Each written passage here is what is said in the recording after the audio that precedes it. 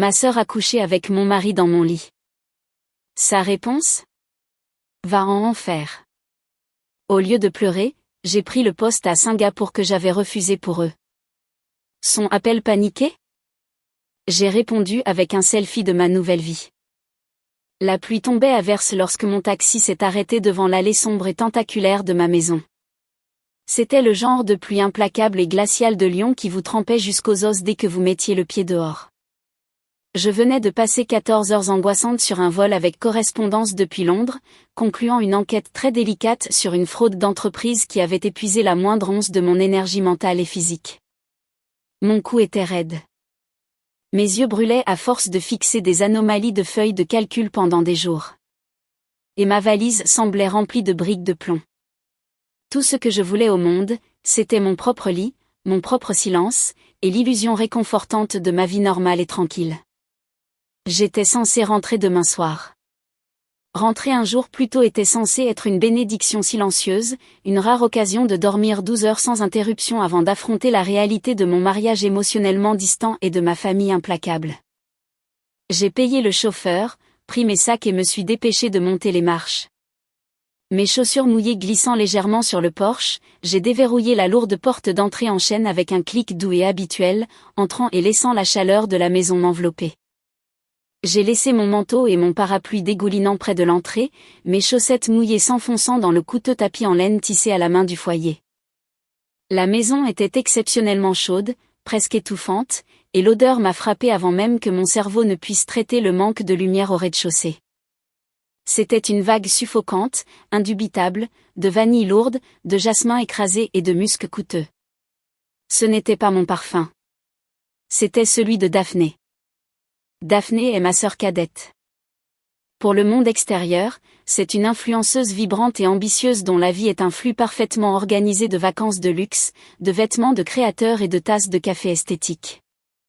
Pour mes parents, c'est l'enfant prodige, la victime perpétuelle des malentendus du monde, un génie fragile qui a juste besoin d'un peu plus de temps et de beaucoup plus de mon argent pour trouver sa place. Pour moi, elle a toujours été un parasite. Un parasite magnifique et vicieux dont l'ensemble du style de vie somptueux était secrètement financé par mes semaines de travail épuisantes de 80 heures à auditer des feuilles de calcul de chaînes d'approvisionnement et à traquer les fraudeurs d'entreprise. J'ai fait une pause au bas du grand escalier, mon cœur battant un rythme lent, erratique et douloureux dans ma poitrine. La maison était principalement sombre, mais une faible tranche de lumière dorée s'échappait du palier du premier étage. Et puis je l'ai entendu, le son faible et indubitable de rire descendant du couloir supérieur. Ce n'était pas n'importe quel rire. C'était un rire bas et intime suivi d'un gloussement essoufflé. Et cela venait de la chambre principale, ma chambre. Je n'ai pas appelé. Je n'ai pas laissé tomber mes sacs pour faire du bruit. J'ai simplement monté les escaliers, mes chaussettes humides ne faisant absolument aucun bruit contre les marches en bois poli. À chaque pas, l'air devenait plus lourd, plus épais, comme si la maison elle-même retenait son souffle, attendant la collision inévitable. La porte de la chambre était légèrement entr'ouverte, peut-être de 3 ou 4 centimètres, juste assez pour laisser cette lumière jaune chaude s'échapper dans le couloir obscur. Je ne l'ai pas ouverte violemment. Je n'ai pas crié ou exigé de savoir ce qui se passait. Je me suis juste tenue dans cet étroit interstice, paralysée, et j'ai regardé tout mon monde, toute ma compréhension de ma vie se dissoudre en une vérité froide, spectaculairement laide. Daphné était assise nonchalamment sur le bord de mon matelas. Elle portait ma robe de chambre en soie, celle délicatement brodée que je m'étais achetée à Paris l'année dernière en récompense d'avoir clôturé une affaire majeure.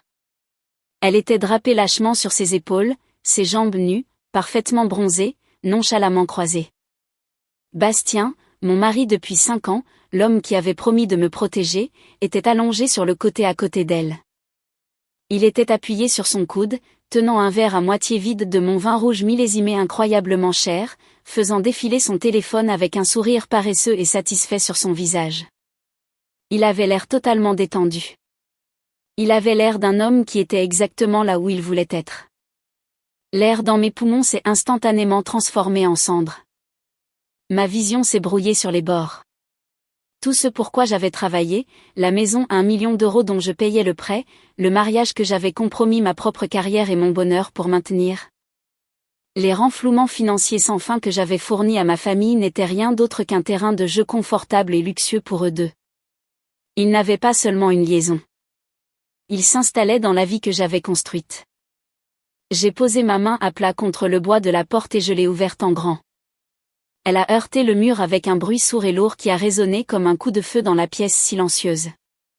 La tête de Bastien s'est relevée de son téléphone. Ses yeux se sont écarquillés pendant une fraction de seconde, un éclair bref et pathétique de panique primale qui s'est immédiatement lissé en son indifférence habituelle, exaspérante de vide. Il n'a pas sauté du lit. Il n'a pas cherché à se couvrir ou à bégayer une excuse désespérée et alambiquée. Il m'a juste regardé comme si j'étais un livreur légèrement ennuyeux qui avait interrompu sa soirée paisible. Mais Daphné n'a même pas tressailli. Pas un seul muscle de son visage n'a tressailli de culpabilité. Elle a pris une lente et délibérée gorgée de son vin, a abaissé le verre en cristal et m'a fixé. Il n'y avait absolument aucun remords dans ses grands yeux parfaitement maquillés. Il n'y avait que du triomphe, un plaisir malsain, tordu, profondément ancré, émanant de son sourire narquois. Elle avait toujours voulu ce qui était à moi. Et dans son esprit, elle avait enfin pris le prix ultime. Eh bien, regardez qui est rentré tôt, a dit Daphné, sa voix dégoulinant de fausse innocence et d'une douceur sirupeuse qui me donnait la nausée. Sors de mon lit, ai-je dit. Les mots ont quitté ma bouche avant même que je ne réalise que je les prononçais. Ma voix était étrangement calme, un murmure plat et monotone qui contrastait fortement avec le tremblement de terre violent et catastrophique qui déchirait ma poitrine. Daphné a ri. C'était un son aigu, grinçant, arrogant. Elle s'est appuyée contre la tête de mon lit, laissant intentionnellement la robe de chambre en soie glisser plus bas de son épaule droite, exposant sa clavicule. Oh, arrête d'être si péniblement dramatique, Solène. Tu travailles toujours de toute façon, tu voyages partout dans le monde, ignorant tes devoirs ici. Quelqu'un doit lui tenir compagnie quand tu décides que tes feuilles de calcul sont plus importantes que ton mariage. J'ai lentement déplacé mon regard vers Bastien. J'ai attendu qu'il dise quelque chose, qu'il me défende, qu'il montre le moindre fragment microscopique de remords, qu'il lui dise de se taire, qu'il s'excuse, qu'il fasse quoi que ce soit qui ressemble aux actions d'un mari qui venait d'être pris en flagrant délit de destruction de ses vœux. Au lieu de cela, il a poussé un soupir lourd et exaspéré, passant une main dans ses cheveux parfaitement coiffés comme si j'étais celle qui était déraisonnable. Solène, s'il te plaît, ne commence pas une dispute monumentale en ce moment, a murmuré Bastien, ne se redressant même pas. J'ai eu une semaine brutale au cabinet. Je suis beaucoup trop fatiguée pour l'une de tes conférences trop émotionnelles ce soir. Va juste déballer tes affaires. La trahison n'était pas un coup de couteau au cœur. C'était un poison lent et paralysant. Et alors que je me tenais là, je voyais enfin le venin circuler de manière éclatante dans leurs veines. Ils ne me craignaient pas. Ils ne me respectaient pas. Ils me considéraient comme une utilité, une ressource à exploiter puis à jeter lorsque je devenais gênante. J'ai fait un pas de plus dans la pièce. L'odeur de son parfum de vanille était physiquement suffocante maintenant. J'ai dit, sors de mon lit, ai-je répété, ma voix baissant d'une octave. Froide et absolue. Le sourire triomphant de Daphné a disparu, immédiatement remplacé par le rictus vicieux et arrogant qu'elle réservait habituellement au personnel de service ou aux employés du service client qui osaient lui dire non. Elle s'est levée brusquement, tenant le verre de vin délicatement par la tige. Elle s'est avancée vers moi, envahissant mon espace personnel, ses yeux brûlants d'une arrogance qui avait été farouchement nourrie et protégée par nos parents depuis le jour de sa naissance. Écoute-moi bien, toi, la calculatrice de feuilles de calcul ennuyeuse, misérable et hyper obsessionnelle, a sifflé Daphné, se penchant si près que je pouvais sentir l'alcool cher sur son haleine. Si ça te dérange que je dorme dans ton lit avec ton mari, va en enfer. En prononçant le dernier mot, elle a incliné sa main d'1/4 de centimètre. Le vin rouge sombre et lourd a débordé du bord en cristal du verre, éclaboussant directement le tapis vintage couleur crème immaculée que j'avais passé 6 mois à économiser pour acheter. La tache rouge sombre a fleuri instantanément, s'imprégnant profondément dans les fibres coûteuses comme du sang frais qui se répand. Bastien a ri du lit. Un son bas, lâche et pathétique de véritable amusement. Il était en fait amusé par mon humiliation. Juste là, dans cette seconde exacte et limpide, quelque chose de fondamental dans mon cerveau s'est brisé. Mais ce n'était pas mon cœur. C'était ma patience. Je n'ai pas éclaté en sanglots. Je ne suis pas tombée à genoux pour supplier l'amour de mon mari ou une explication. Je n'ai pas crié sur ma sœur ou ne l'ai pas giflée. La rage aveuglante et chaotique dans ma poitrine s'est refroidie instantanément en une logique mathématique aiguë et glaciale. J'étais une enquêtrice en fraude d'entreprise. Toute ma vie, toute mon identité professionnelle était bâtie sur la traque des menteurs, le démantèlement de leurs faux récits soigneusement construits et leur ruine avec des preuves indéniables et irréfutables. Ils pensaient que j'étais juste un distributeur automatique ambulant, une abeille ouvrière ennuyeuse et prévisible qu'ils pouvaient écraser sans conséquence. Ils ont complètement oublié ce que je fais dans la vie. J'ai regardé la tache rouge qui s'étendait sur le tapis. Puis j'ai levé les yeux vers le visage suffisant et attentif de Daphné. Et enfin, j'ai regardé mon mari, pathétique excuse. Je n'ai pas dit un mot de plus. Je me suis retournée et j'ai quitté la pièce. Je suis allée directement dans le couloir, à mon bureau à domicile, le seul espace de cette immense maison qui était véritablement et indéniablement le mien. J'ai fermé la lourde porte en bois derrière moi et l'ai verrouillée.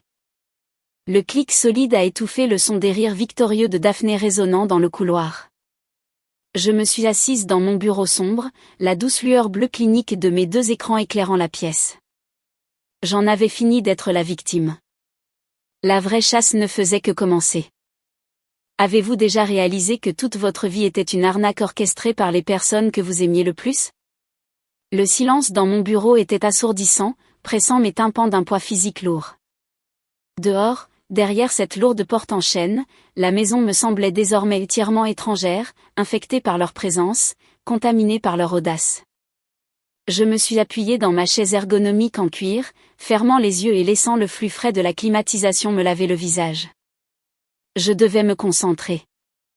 Mes mains planaient au-dessus du clavier mécanique, mais mon esprit analytique, d'habitude si vif et tourné vers l'avenir, me tirait violemment en arrière, me traînant par la gorge à travers le musée de ma propre humiliation. Ce n'était pas la première fois qu'ils me faisaient du mal. C'était juste la première fois qu'ils avaient été assez courageux, ou peut-être assez stupides, pour le faire directement en face.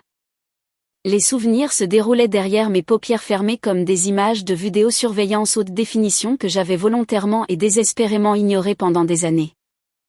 La première exposition dans mon musée mental de la douleur était un mardi soir froid et pluvieux il y a 3 ans.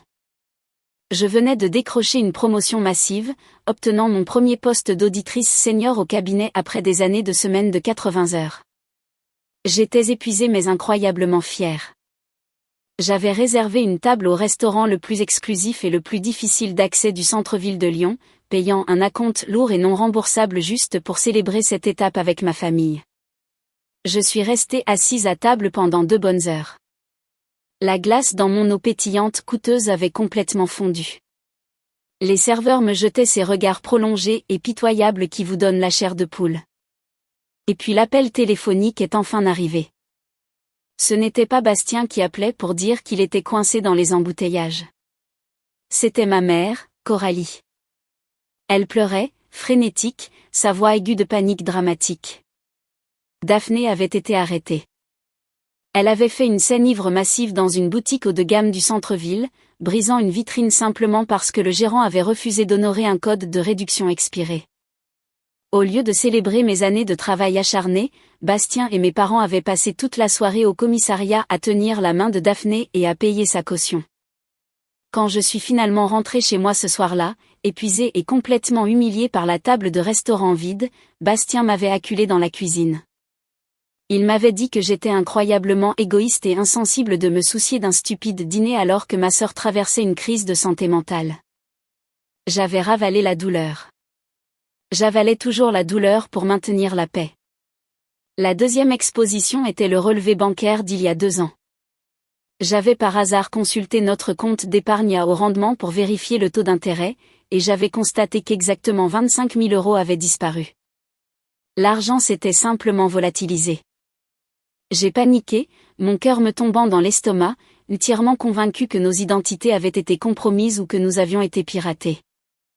Lorsque j'ai affronté Bastien dans le salon, il n'a même pas voulu me regarder dans les yeux. Il a fixé le sol, déplaçant son poids, et a marmonné quelque chose d'incroyablement vague au sujet d'une urgence médicale soudaine pour Daphné. Il a affirmé que c'était pour des traitements alternatifs non assurés dont elle avait désespérément besoin pour son anxiété chronique. Mes parents m'avaient appelé 1 heure plus tard, une attaque coordonnée. Ils avaient félicité Bastien d'être un vrai fils pour eux, d'avoir pris les choses en main alors que j'étais trop occupée à compter les sous, et m'avaient dit que je devrais apprendre à être aussi généreuse et empathique que mon mari. J'ai découvert 3 mois plus tard, grâce à l'histoire Instagram imprudente d'un ami commun, que Daphné avait utilisé chaque centime de ses 25 000 € pour financer un voyage de 2 mois de randonnée de luxe à travers l'Europe. Engager un photographe pour créer du contenu pour sa page de médias sociaux sans issue.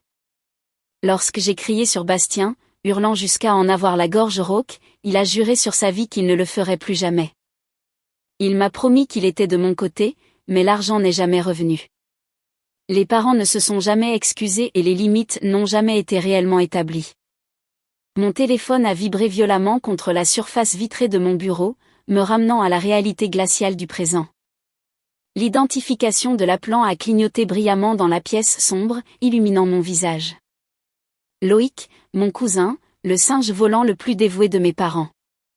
J'ai fixé l'écran, le laissant vibrer, regardant l'appareil s'éloigner lentement sur le bureau.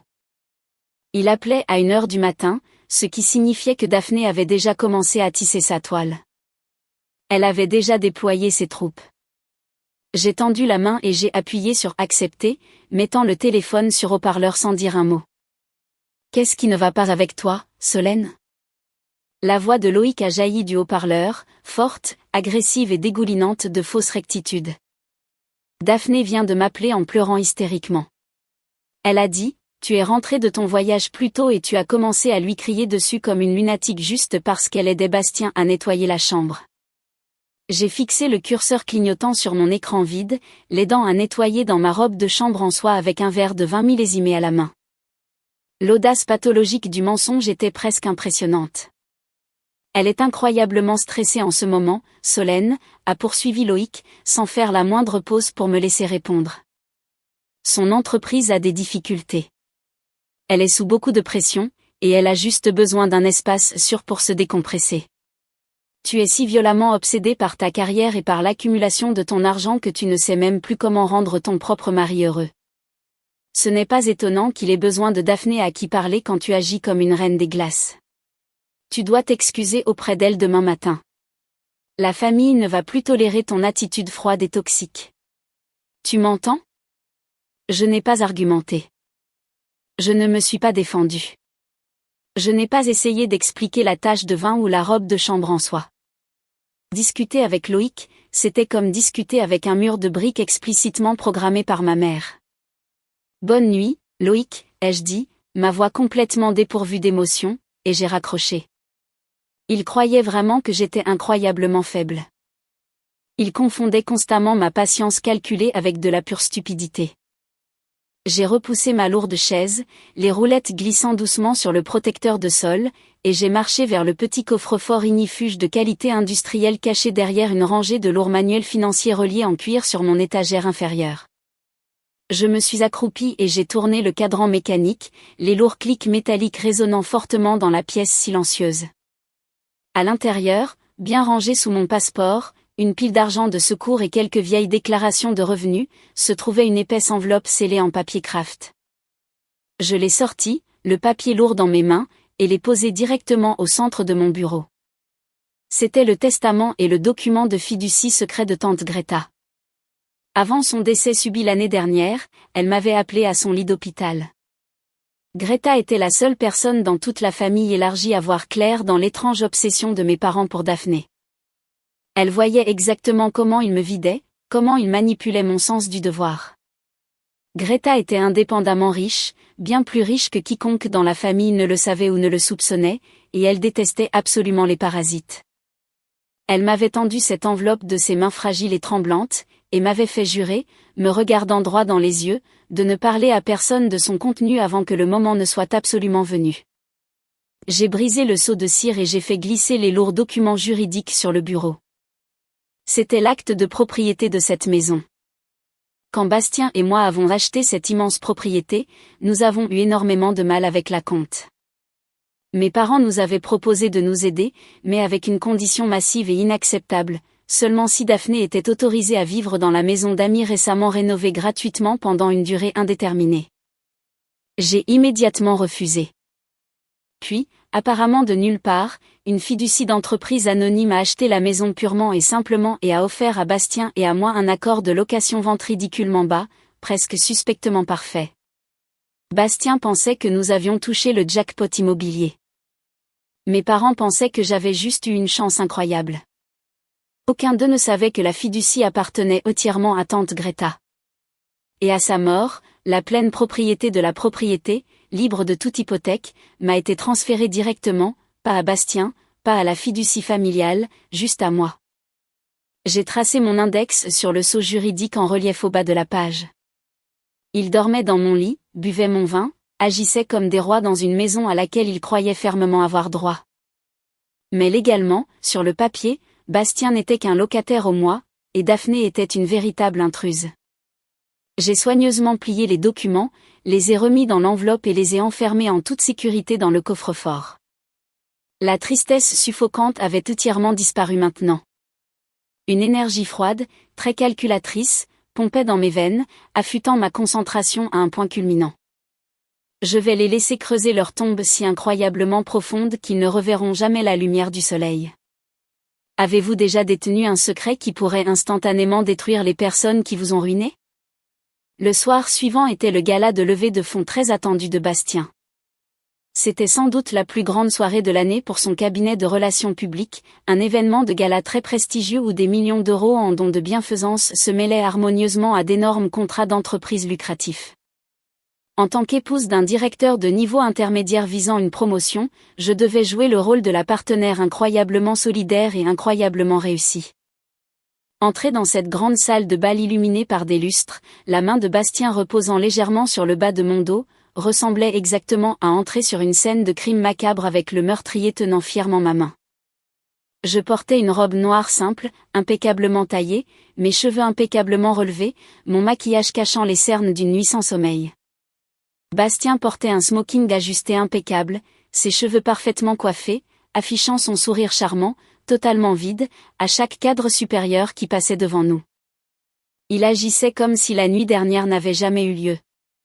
Dans son esprit incroyablement arrogant, j'avais battu en retraite dans mon bureau pour bouder et pleurer, et par conséquent, il avait gagné l'impasse. Il pensait honnêtement que mon silence était une soumission. Il pensait que j'étais brisée. Souris, Solène, murmura Bastien entre des dents serrées, sa mâchoire contractée alors que nous posions pour un photographe engagé près d'une immense sculpture de glace fondante du logo du cabinet. Tu as l'air d'assister à des funérailles. Essaie d'agir comme si tu appréciais réellement de soutenir ma carrière pour une fois. Le vice-président nous regarde. Je souris, Bastien, répondis-je, gardant ma voix monocorde, sans rompre le contact visuel avec l'objectif de l'appareil photo. Nous nous sommes dirigés vers les tables VIP près de la scène. J'étais en train de serrer des mains et de faire de petites conversations polies et insignifiantes avec le vice-président de son cabinet quand je l'ai entendu. Ce rire grinçant, fort, trop familier. Je me suis retourné lentement et mon sang est devenu absolument glacé dans mes veines. Daphné glissait sur le parquet poli de la salle de bal. Elle portait une superbe robe vert émeraude agressivement dos nu qui plongeait dangereusement bas sur le devant. Ses cheveux étaient relevés dans un style élégant et complexe qui devait l'avoir pris des heures, et elle portait un élégant tableau numérique, faisant semblant d'avoir l'air incroyablement occupée et importante. Elle est allée directement vers notre groupe, me contournant entièrement, et s'est arrêtée juste devant Bastien. Bastien, les traiteurs ont besoin de ton approbation immédiate pour la distribution du champagne aux tables de l'enchère silencieuse, a dit Daphné, sa voix haletante, juste assez forte pour que le vice-président et tous les autres à notre table l'entendent clairement. Je l'ai fixé, mon expression figée. Qu'est-ce que tu fais exactement ici, Daphné ? Elle m'a regardé, les yeux écarquillés, feignant un choc absolu. « Oh mon Dieu, Bastien ne t'a rien dit ? Je travaille comme son assistante indépendante pour l'événement. Mon expertise en médias sociaux et mes contacts d'influenceurs sont exactement ce dont son cabinet avait besoin pour la campagne de communication numérique de ce soir. C'est un poste rémunéré. » J'ai lentement regardé Bastien. Son visage était légèrement rougi, une légère rougeur remontant son cou, mais il a rapidement bombé le torse, essayant d'avoir l'air autoritaire et complètement en contrôle devant ses supérieurs. C'était une décision exécutive de dernière minute, Solène.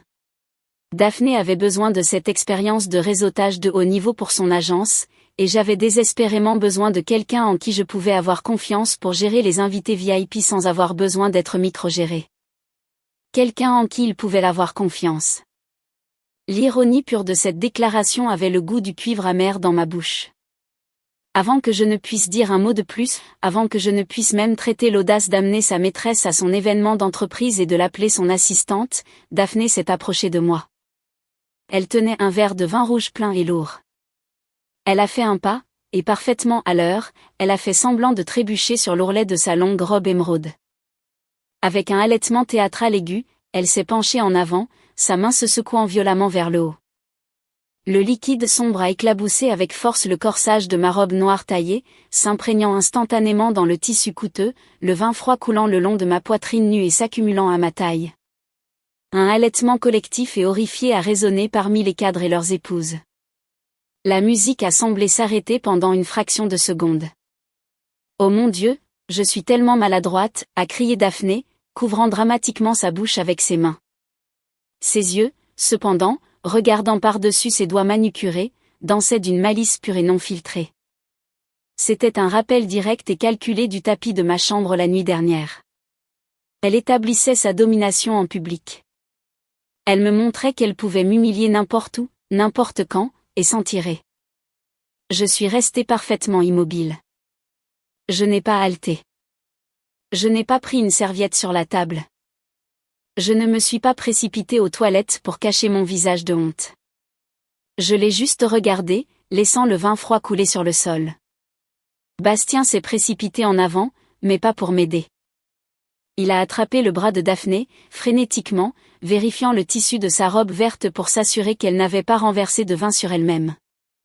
Puis il s'est tourné vers moi, le visage tordu d'une profonde et embarrassante irritation. « Solène, bon sang. Pourquoi étais-tu si près d'elle quand elle marchait ?» a sifflé Bastien, gardant sa voix basse mais dégoulinante de venin. « Va aux toilettes et nettoie-toi immédiatement. Tu fais une scène énorme devant les membres du conseil. » Il m'a blâmé. Ma sœur m'a intentionnellement jeté un verre de vin rouge dessus dans une salle de bal pleine de ses collègues supérieurs, et mon mari m'a réprimandé pour avoir fait une scène. J'ai pris une inspiration lente, profonde et très contrôlée. L'ancienne Solène, la femme d'hier, se serait précipitée aux toilettes en larmes, frottant frénétiquement la tâche avec une serviette en papier humide, se demandant pourquoi elle n'était jamais suffisante pour les gens qu'elle aimait. La nouvelle Solène a juste hoché lentement la tête, archivant toute l'interaction comme preuve. « Je vais me nettoyer », ai-je dit doucement, ma voix ne trahissant rien. Je me suis retournée et j'ai quitté la table, me dirigeant vers le grand couloir. Mais en pivotant, la lumière brillante du lustre en cristal au-dessus a attrapé quelque chose qui scintillait violemment autour du cou de Daphné. Je me suis arrêtée net. J'ai regardé le bijou reposant parfaitement contre sa clavicule. C'était un lourd collier de diamants vintage indéniablement authentique, finement conçu avec un énorme saphir taillé en gouttelettes placé directement au centre. Mon cerveau d'enquêtrice en fraude analytique s'est mis en surmultiplié. La semaine dernière, Bastien avait laissé son ordinateur portable professionnel ouvert sur le comptoir de la cuisine pendant qu'il prenait une douche. En tant qu'auditrice, les chiffres et les écarts attirent naturellement mon attention. C'est un risque professionnel. J'avais brièvement jeté un coup d'œil à la feuille de calcul sur son écran, son rapport de budget départemental. Il y avait un écart massif flagrant. Un fonds de relations publiques énorme alloué explicitement aux cadeaux de célébrités pour des parrainages montrait un déficit massif inexpliqué. Un article spécifiquement répertorié comme un collier de diamants vintage et saphirs en forme de gouttelettes destiné à être prêté à une actrice célèbre pour un événement sur tapis rouge afin de rehausser le profil du cabinet avait été marqué dans le système comme perdu en transit. La demande d'indemnisation de l'assurance de l'entreprise était en cours. Et maintenant, ce même collier manquant reposait fièrement sur le cou de ma sœur. Bastien ne lui achetait pas seulement des cadeaux somptueux avec notre compte bancaire commun. Il volait activement des actifs d'entreprise de grande valeur à son propre cabinet de relations publiques pour draper sa maîtresse de diamants.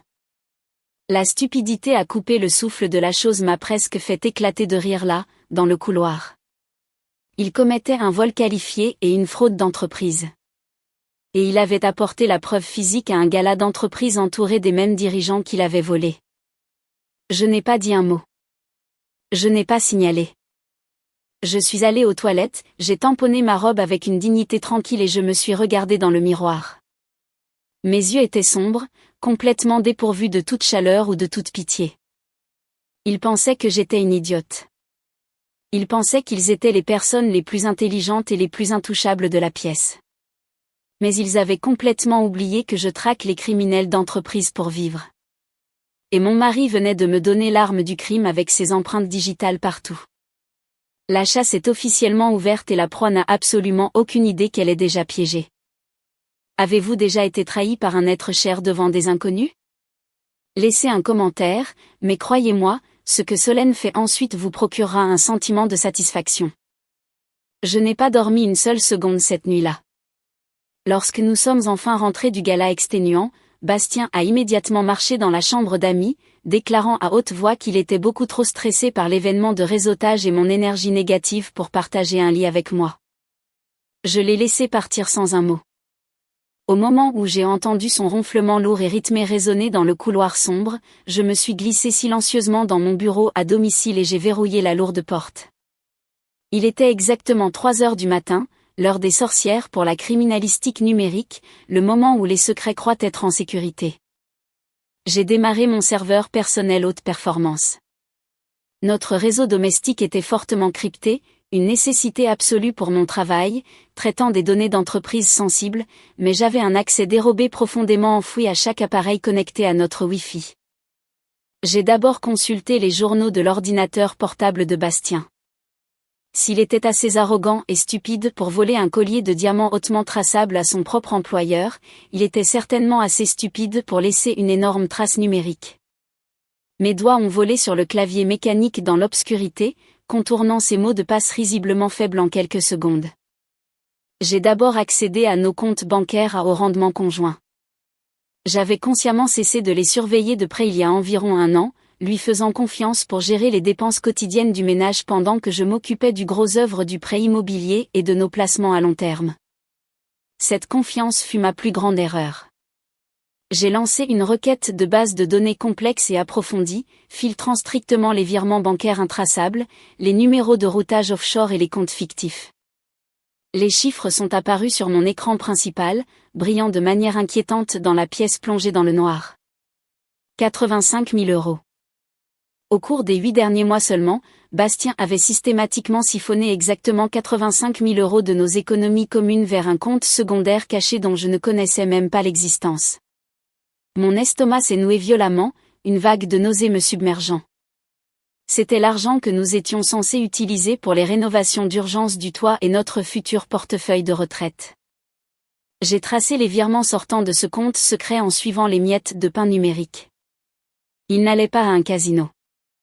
Ils n'allaient pas à une banque offshore secrète aux Caïmans. Ils allaient directement, mois après mois, à une société à responsabilité limitée enregistrée localement sous le nom de Daphné, sa fausse agence d'influenceurs très médiatisée. J'ai rapidement consulté les dépôts d'entreprise de son LLC. L'entreprise n'avait aucun revenu déclaré, aucun client réel enregistré et aucune opération quotidienne légitime. C'était une société écran typique. Bastien volait mon argent durement gagné, le transférait directement par l'intermédiaire de la fausse entreprise de Daphné pour le blanchir, et elle l'utilisait pour financer son style de vie somptueux, parfait pour Instagram. Elle venait d'acheter un tout nouveau SUV de luxe haut de gamme le mois dernier, se vantant à toute la famille d'avoir obtenu un énorme contrat de parrainage de marque. Le contrat de marque était mes économies. Mais la trahison ne s'est pas arrêtée là. J'avais besoin de l'image complète. J'ai accédé aux sauvegardes de messages texte cloud de Bastien, téléchargeant l'intégralité de l'archive. Je devais savoir exactement à quel point la pourriture dans ma famille allait. J'ai recherché les numéros de téléphone de mes parents et son historique de chat étendu.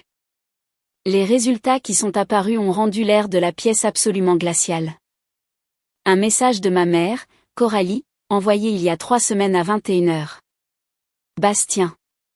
Daphné est très stressée à cause de ses nouveaux remboursements de voiture. Tu dois prendre soin d'elle comme tu l'as promis. Solène gagne largement assez à ce poste. Elle ne remarquera même pas que l'argent a disparu si tu le déplaces lentement. Assure-toi juste de le transférer au LLC avant la fin du mois pour qu'il ne rebondisse pas. Nous comptons sur toi pour être l'homme de cette famille. Une réponse de Bastien envoyée 10 minutes plus tard. J'ai transféré les fonds sur son compte professionnel aujourd'hui. Dites à Daphné de ne pas poster la voiture sur Instagram avant la semaine prochaine pour que Solène ne se méfie pas ou ne demande pas de documents financiers.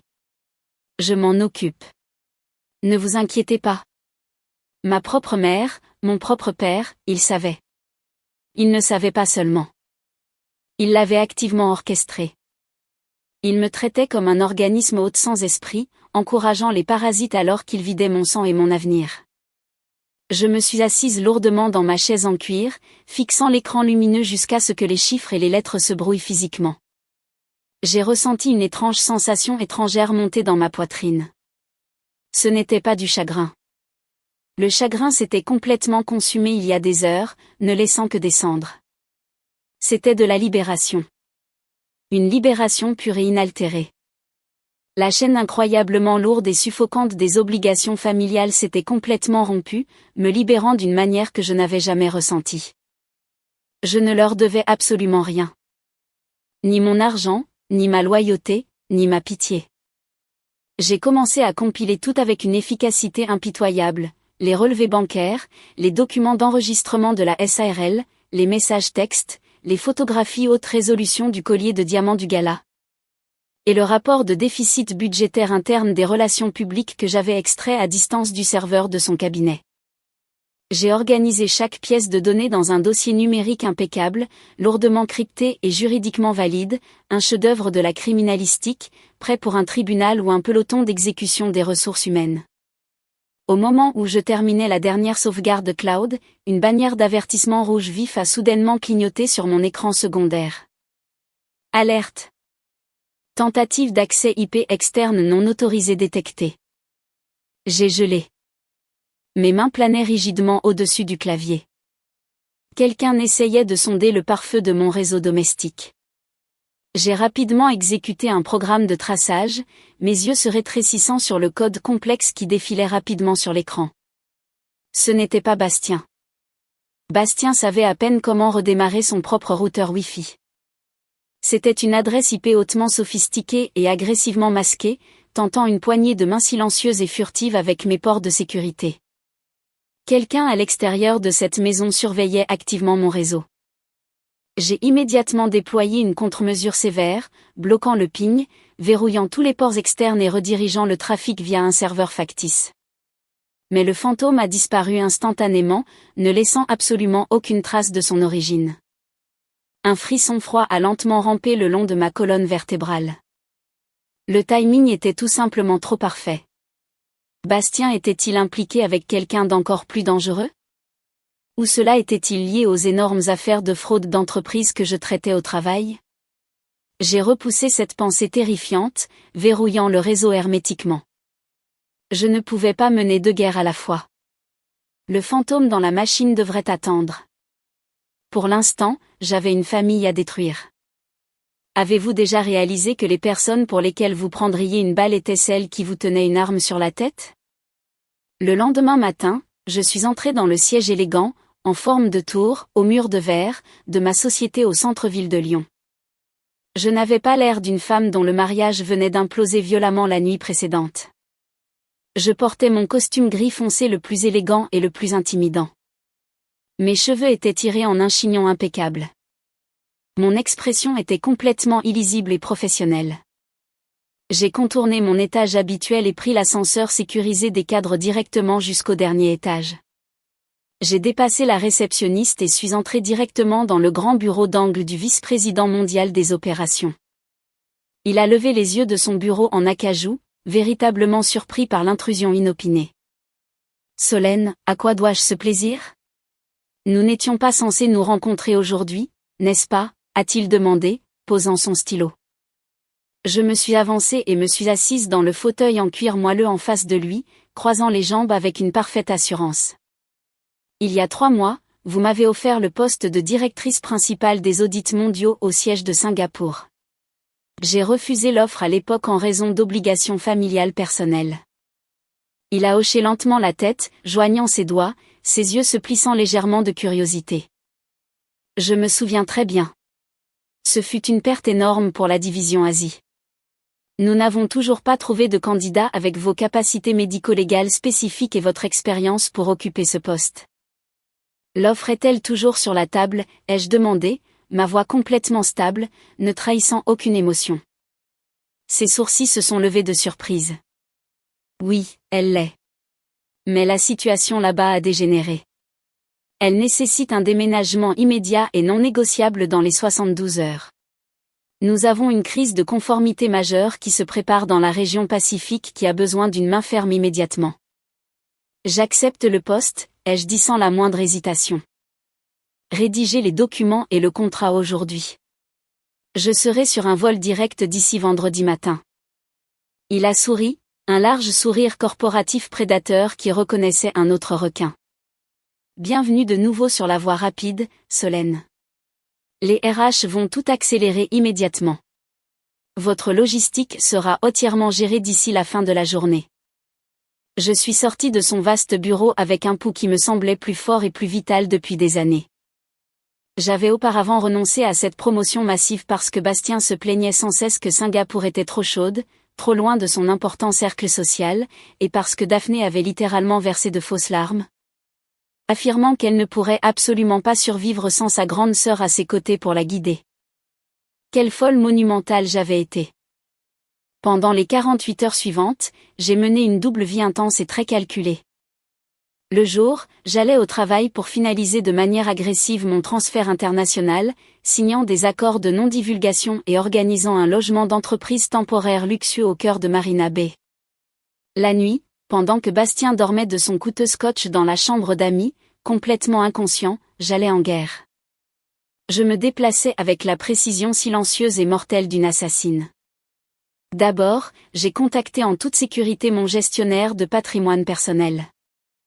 Je lui ai demandé de liquider immédiatement tous mes portefeuilles d'actions personnelles et mes fonds communs de placement, transférant l'énorme capital directement dans la fiducie cachée et intouchable que tante Greta avait mise en place pour moi. Ensuite, je me suis connecté à tous les comptes de cartes de crédit communs rattachés à mon nom. Je ne les ai pas seulement gelés temporairement. J'ai annulé entièrement les lignes de crédit, fermant définitivement les comptes et invoquant une suspicion de fraude d'identité auprès des banques pour m'assurer qu'ils ne pouvaient pas être rouverts. Bastien et Daphné utilisaient ces cartes de manière agressive comme des failles d'argent infinies depuis des années. Plus maintenant. Le puits était officiellement sec. Enfin, je me suis occupé de la maison. Comme l'acte était légalement à mon nom sous la fiducie inviolable, j'ai contacté un cabinet de gestion immobilière d'entreprise haut de gamme notoirement impitoyable dans la ville. J'ai signé un accord exclusif de location de l'ensemble de la propriété à eux pour les 5 prochaines années, leur accordant une pleine autorité juridiquement contraignante pour expulser immédiatement tout occupant non autorisé sans préjudice. J'ai emballé toute ma vie dans 2 grandes valises rigides au milieu de la nuit, n'utilisant que la lumière de l'écran de mon téléphone. Je n'ai pas pris la machine à expresso sophistiquée que Bastien aimait et prétendait ne pas pouvoir vivre sans. Je n'ai pas pris l'art moderne incroyablement cher que mes parents m'avaient culpabilisé d'acheter pour le salon afin de soutenir l'ami artiste de Daphné. J'ai pris mes vêtements, mes disques durs cryptés, mes documents cruciaux, et la dignité tranquille et indéniable qu'ils avaient systématiquement essayé de me voler. Le jeudi soir, à la faveur de l'obscurité, j'ai glissé les 2 valises remplies dans le coffre de ma voiture, garée en toute sécurité dans la rue pour éviter de réveiller quiconque. La maison semblait si paisible et parfaite de l'extérieur, une image de richesse de banlieue. À l'intérieur, cependant, c'était une bombe à retardement parfaitement amorcée. Demain, j'allumerai la mèche et m'éloignerai. Êtes-vous prêt à voir un royaume entièrement bâti sur des mensonges s'effondrer enfin? Le jeudi soir était un dîner de famille obligatoire et inévitable. C'était une tradition toxique que je redoutais d'habitude de toutes mes fibres. Une représentation hebdomadaire où je devais payer un repas extravagant et coûteux tandis que mes parents louaient sans relâche les réalisations complètement inexistantes de Daphné. Ce soir, cependant, je l'attendais avec impatience. C'était ma dernière représentation, ma dernière apparition avant que la scène ne brûle. Nous étions assis dans la salle à manger formelle de ma maison, le lustre en cristal projetant une lumière chaude sur le festin préparé que j'avais payé. Bastien était assis à la tête de la longue table en chêne, se servant agressivement du vin coûteux, ainsi qu'à mes parents. Daphné était assise directement en face de moi, portant une superbe blouse de soie de marque que je savais, pour sûr, avoir été payée par mes économies volées. Mes parents, Coralie et Théo, étaient assis de chaque côté, rayonnant de fierté pour leur enfant prodige, comme si elle venait de guérir une maladie majeure. Alors, Solène, commença mon père, se raclant bruyamment la gorge et se penchant en avant. Il n'utilisait ce ton autoritaire spécifique que lorsqu'il était sur le point d'exiger une grosse somme d'argent. L'agence d'influenceurs de Daphné est sur le point de faire une percée majeure qui va changer l'industrie. Elle a juste besoin d'un petit apport en capital pour obtenir un nouveau bureau haut de gamme au centre-ville afin d'accueillir ses clients. Je coupais un petit morceau de steak, le mâchant lentement et délibérément, mon visage masqué d'un intérêt poli. Ah bon? De combien de capital parlons-nous? Daphné soupira dramatiquement, jouant avec sa fourchette en argent et roulant des yeux comme si la conversation l'ennuyait. Ce n'est presque rien, Solène. Vraiment, juste 150 000 €. La banque est complètement ridicule et sexiste à propos d'un prêt commercial juste parce que mon historique de crédit est un peu compliqué en ce moment. Compliqué? C'était un mot incroyablement drôle pour désigner le non-paiement de 3 cartes de crédit majeures et la saisie de 2 voitures au cours des 4 dernières années. Nous pensions, intervint ma mère, sa voix dégoulinant de fausse douceur maternelle, tendant la main pour me tapoter la main. Puisque toi et Bastien avez tellement de capital accumulé dans cette belle maison, vous pourriez facilement contracter un deuxième prêt hypothécaire. C'est un investissement dans le brillant avenir de votre sœur. La famille s'entraide, Solène. C'est ce que nous faisons. J'ai regardé autour de la table, observant leurs visages. Ils me regardaient tous intensément. Bastien me lançait un regard sévère et autoritaire, me disant silencieusement d'obéir à mes parents et d'ouvrir mon portefeuille. Daphné avait l'air complètement ennuyée et arrogante, comme si demander à sa sœur de s'endetter de 150 000 € était aussi anodin que de demander de passer le sel. Ils étaient entièrement, béatement inconscients du fait que je tenais leurs exécutions numériques là, dans ma poche. J'ai posé ma fourchette. J'ai délicatement essuyé ma bouche avec une serviette en lin. J'ai regardé directement dans les yeux attentifs de ma mère, et j'ai souri. Ce n'était pas un sourire chaleureux. Ce n'était pas un sourire soumis. C'était le sourire terrifiant et calme d'un prédateur suprême regardant sa proie marcher volontairement dans un piège en acier. Vous savez quoi, maman? Vous avez absolument raison, ai-je dit doucement, ma voix complètement dépourvue de sarcasme. La table entière a visiblement expiré. La tension a disparu. Les épaules raides de Bastien se sont détendues, et il a bu une grande gorgée de vin. Daphné a souri d'un air suffisant, prenant une gorgée triomphante et arrogante de son propre verre. Victorieuse une fois de plus. La famille est absolument tout, ai-je poursuivi, ma voix douce et claire comme du verre. Je m'occuperai personnellement des papiers de la maison demain matin. Je m'assurerai que Daphné reçoive exactement ce qu'elle mérite. Oh, Dieu merci. Je savais que tu arrêterais d'être si incroyablement têtu et égoïste, a raillé Daphné, roulant des yeux et sortant son téléphone. Je t'enverrai les instructions de virement ce soir pour que tu ne te trompes pas. Ne t'inquiète pas, ai-je dit, fixant directement Bastien, laissant échapper une fraction de ma froideur. Je sais déjà tout sur tes comptes cachés. Bastien a légèrement froncé les sourcils, un bref éclair de confusion véritable traversant son visage, mais il était beaucoup trop arrogant et à l'aise dans son mensonge pour réellement traiter la menace sévère dans mes mots. Le reste du dîner fut un flou de leurs bavardages écœurants et autocongratulateurs. J'ai joué mon rôle parfaitement jusqu'à la fin, le portefeuille obéissant, silencieux et sans fin. Le lendemain matin, à exactement 5 heures, la maison était plongée dans le noir et le silence. Je me tenais dans l'immense cuisine, entièrement vêtue d'un tailleur de voyage, prête pour mon vol international. Je n'ai pas laissé de lettres dramatiques et tachées de larmes. Je n'ai pas écrit de notes amères et en colère. Les méchants laissent des monologues. Les professionnels laissent des preuves irréfutables. J'ai pris ma clé de rechange de ma trousseau et l'ai délicatement posée au centre de l'îlot de cuisine en marbre froid. À côté, j'ai placé un document imprimé, soigné et juridiquement contraignant. Ce n'était pas une approbation de prêt hypothécaire. C'était un avis formel et irrévocable de quitter les lieux de la société de gestion immobilière, avec effet immédiat, leur donnant exactement 7 jours pour quitter les lieux avant l'intervention des forces de l'ordre. Et juste au-dessus de cet avis légal, le retenant, j'ai placé une photographie imprimée en haute résolution et en couleur de Daphné portant le collier de diamants d'entreprise volé au gala, souriant à côté de Bastien. J'ai pris mon sac à main, suis sorti par la porte d'entrée et l'ai fermé à clé derrière moi. L'air froid et humide du matin a frappé mon visage, vif et incroyablement pur. Mon Uber pré-réservé attendait tranquillement au bord du trottoir.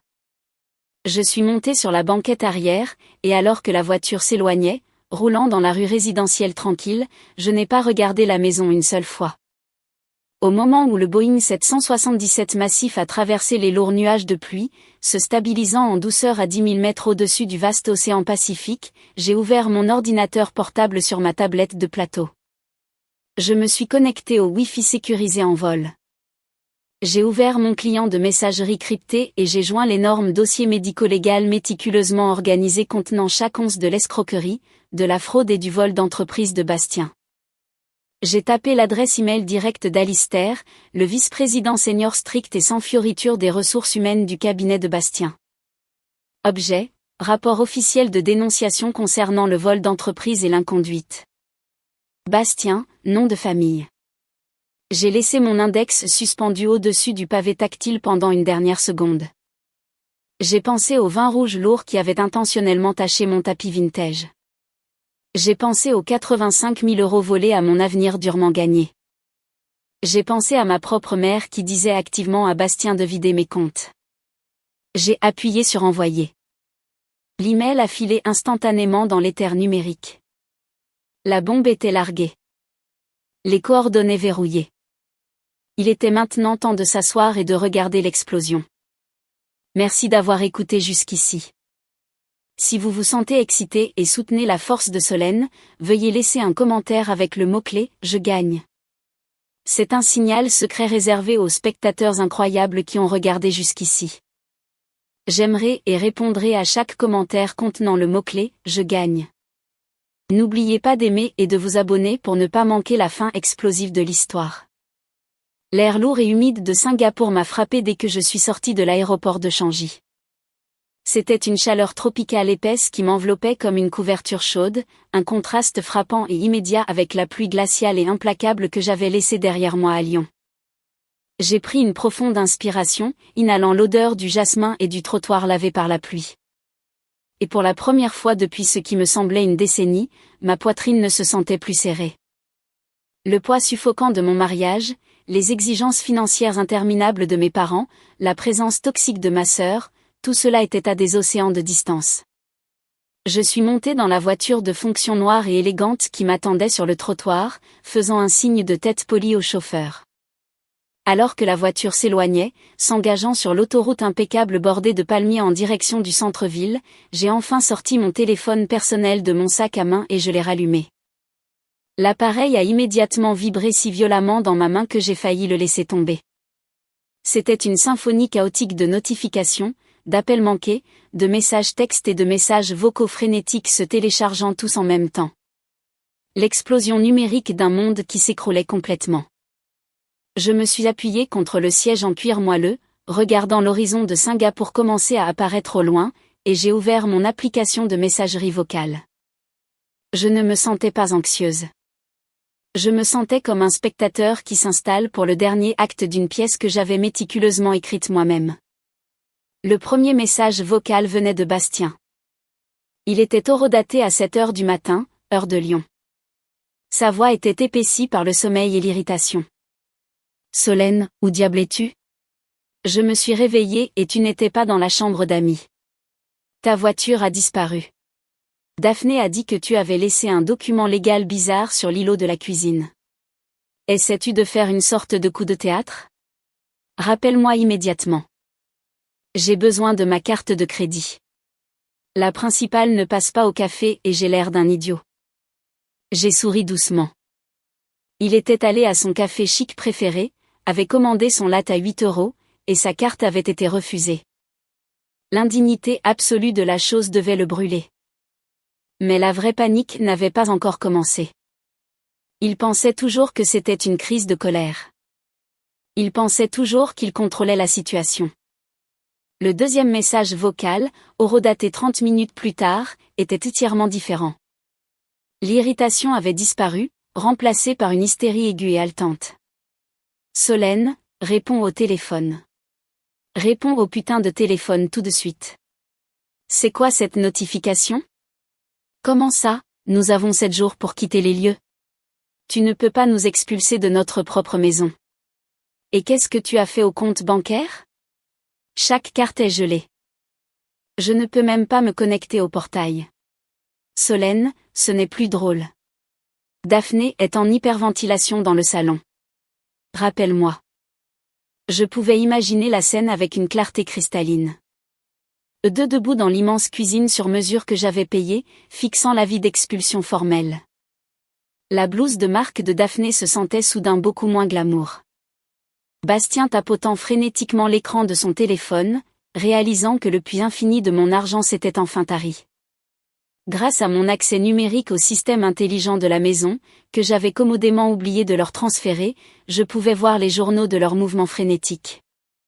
La porte d'entrée s'ouvrait et se fermait. Les caméras de sécurité, que j'avais secrètement réactivées avant de partir, montraient Bastien arpentant l'allée, le visage pâle, criant dans son téléphone. Daphné était assise sur les marches du porche en pleurant, mais pas de remords. Elle pleurait parce que sa vie confortable et volée s'évaporait sous ses yeux. Ils avaient supposé que la maison était une propriété commune. Ils avaient supposé que parce que le nom de Bastien figurait sur quelques factures de service public, il avait un statut juridique. Ils n'avaient jamais pris la peine de lire les petits caractères de la fiducie que tante Greta avait mise en place. La fiducie possédait la maison. Je possédais la fiducie. Et à partir d'hier matin, une société de gestion immobilière très agressive détenait le bail exclusif, et le droit légal absolu de retirer tous les squatteurs. Ils avaient exactement une semaine pour emballer leurs bijoux volés, leurs vêtements coûteux et partir avant l'arrivée du shérif local pour les expulser physiquement. Mon téléphone a vibré avec un nouveau message texte. C'était de Daphné. « Espèce de cinglé. Tu ne peux pas nous faire ça. Papa et maman appellent leur avocat en ce moment. Tu vas tout perdre pour avoir fait ça. Où diable es-tu ? » J'ai regardé par la fenêtre de la voiture de ville. Nous arrivions au Marina Bay Sands, l'emblématique hôtel imposant qui dominait l'horizon. Mon logement d'entreprise temporaire était une suite de luxe au 50e étage. J'ai enregistré ma chambre, traversant les parquets importés jusqu'aux immenses fenêtres du sol au plafond donnant sur la piscine à débordement et l'océan scintillant au-delà. Une bouteille de champagne millésimée gratuite reposait dans un seau en argent rempli de glace sur la table basse en verre. J'ai fait sauter le bouchon, versant un verre généreux du liquide doré pétillant. Je suis sorti sur le balcon privé, la chaude brise tropicale attrapant mes cheveux. J'ai levé le verre, me positionnant de manière à ce que la vue époustouflante, à plusieurs millions d'euros, du port de Singapour soit parfaitement encadrée derrière moi. J'ai souri, un sourire sincère et radieux, et j'ai pris un selfie. J'ai ouvert le fil de discussion avec Daphné. J'ai joint la photo. Sous l'image, j'ai tapé une seule phrase simple. Profite de la maison vide, Daphné.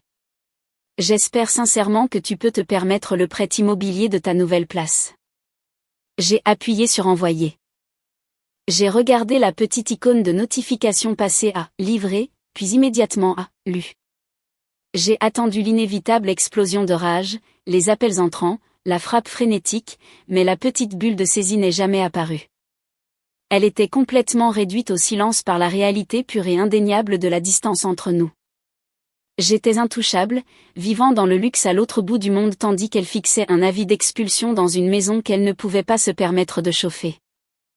J'ai pris une longue et lente gorgée de champagne. Le goût de la liberté absolue était enivrant. Mais le spectacle n'était pas encore terminé. Daphné avait perdu sa maison et son financement, mais Bastien avait encore un travail. J'ai regardé ma montre. Il était 9 heures du matin à Lyon. Bastien était sur le point d'entrer dans son cabinet, s'attendant à une autre journée de respect et de vol de fonds d'entreprise.